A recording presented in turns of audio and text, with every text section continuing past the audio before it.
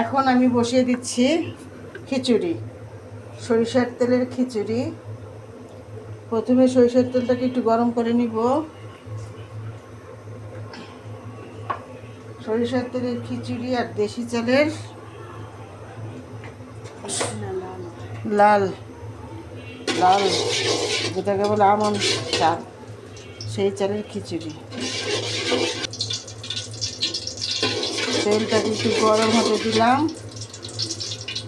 তেলটা একটু গরম হয়ে গেল। এখন আমি পেঁয়াজ, রসুন, কাঁচামরিচ বেশি পরিমাণে দিব। তো আমি এখন দিয়ে দিলাম।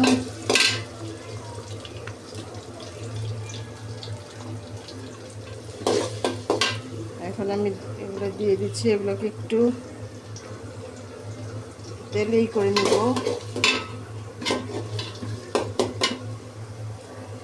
তো এখন দিয়ে দিব একটু লবণ, পরিমাণ মতো লবণ। পরিমাণ মতো লবণ দিয়ে দিলাম। এখন একটু ভালো করে কষিয়ে নিব। তো এখন আমি দিয়ে দিব আদা রসুন বাটা। এটা একটু ডিপ ফ্রিজ ছিল, বের করতে ভুলে গেছিলাম। এখন বের করে দিয়ে দিচ্ছি আদা রসুন। আদা রসুনটা দেওয়া হয়ে গেল। এখন এটাকে একটু ভালো করে কষিয়ে নিব। আর ওইদিকে দেখেন আমার গরুর মাংসটা অলমোস্ট হয়ে গেছে। এখন আমি জালটা কমিয়ে দিব। ও হতে থাক, এদিকে আমি খিচুড়িটা বসিয়ে দিই। এই হচ্ছে লাল চাল আমন, সাথে দিয়েছি মসুরির ডাল আর মটরের ডাল। ডালটা একটু বেশি দিতে হয় পরিমাণে, তাহলে খিচুড়ি মজা হয়। তো এখন দিয়ে দিব বাকি সব মশলা। এখন দিচ্ছি মরিচের গুঁড়া,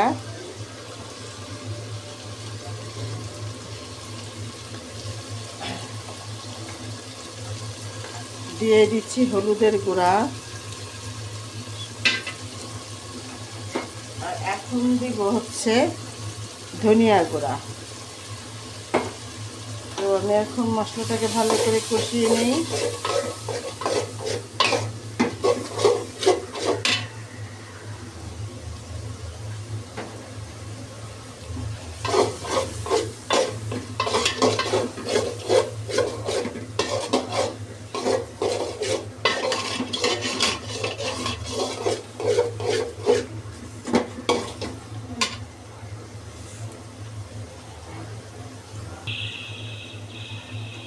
তো দিয়ে দিলাম চালগুলো, দিয়ে দিলাম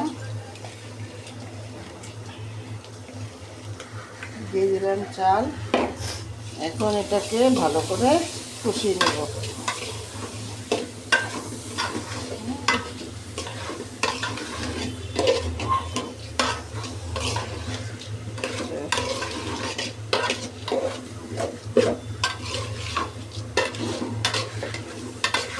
কালারটা দেখেন, লাল চাল, একদম দেশি আমন। এই চালের খিচুড়ি একটু নরম করে খেতে হয়, টেস্ট সেরকমই লাগে।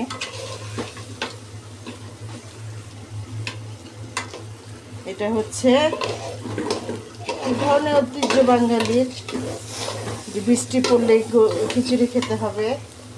আমরাও খাই, আমাদের খিচুড়িটা বেশি খাওয়া পড়ে।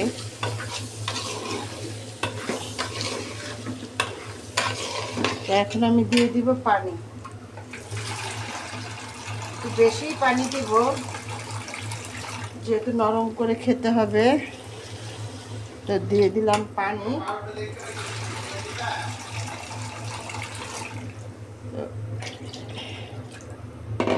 পানি দিয়ে দিলাম।